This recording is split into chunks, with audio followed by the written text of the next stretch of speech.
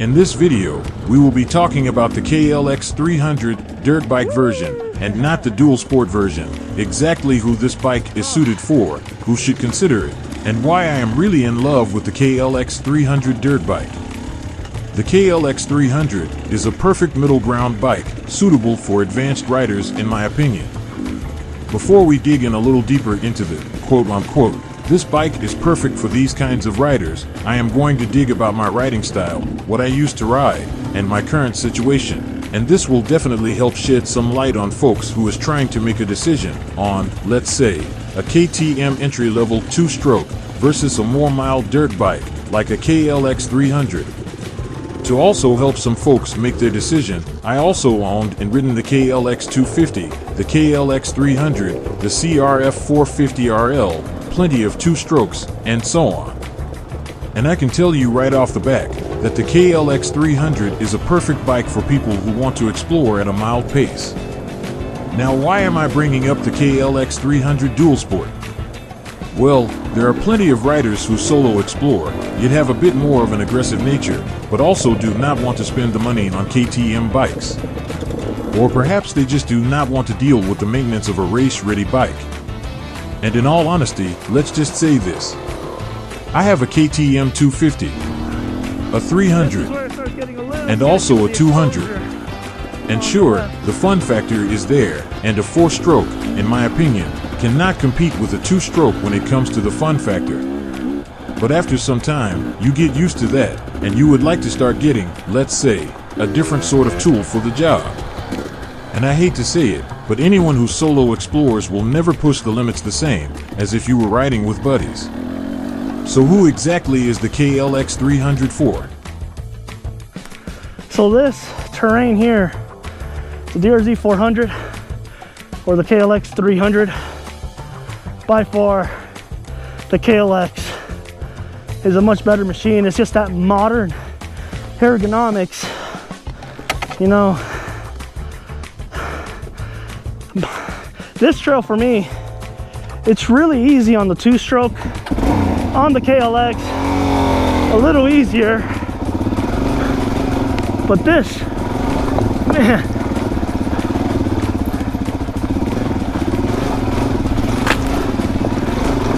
this is tough on a DRZ 400.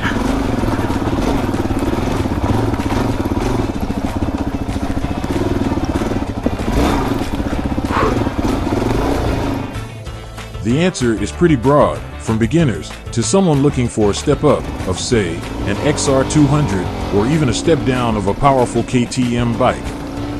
But here is the thing with the KLX300, in my opinion, is all of the bike someone can ever need for weekend warriors looking for a more aggressive trail ride, but not into all that crazy hard enduro stuff. But even then, the KLX300 can deliver in hard enduro trails. So let's take my current situation as a perfect example. I am your average mountain rider. I do single track, basic hard enduro, and just overall average technical trails. But lately, that has been going downhill, and decided to take a step down. I would label myself as a normal trail rider at this point. And although I have a few enduro bikes like the KTM, I know I will never utilize its potential. You see, I mostly solo explore now, and we all know the KLX300 is incredibly reliable. So I trust the KLX300 to go out with me on a solo ride, not to say the KTM bikes are not reliable, as they have been incredibly reliable. So even me, I would like to label myself as an experienced rider, but at the limit of just learning hard enduro type of rider. And even the kind of trails I have done, the KLX300 is more than capable. So, why exactly am I saying all of this?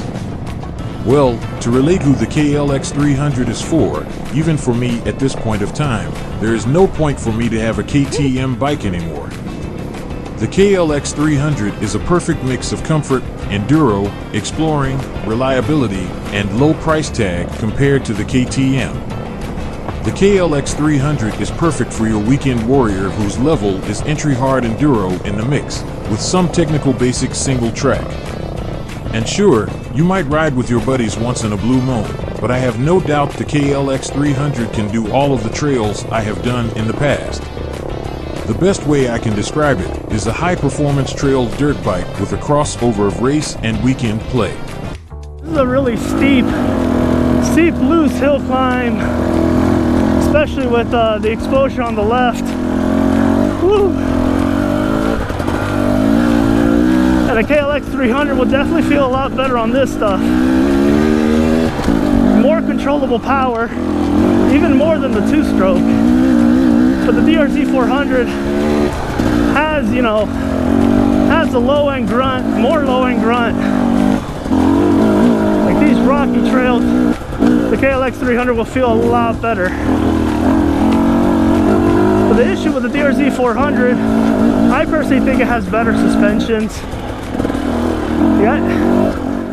When I go out on Saturday, I know I will not be doing 5-foot ledges anymore, or anything that requires me to pop my front tire.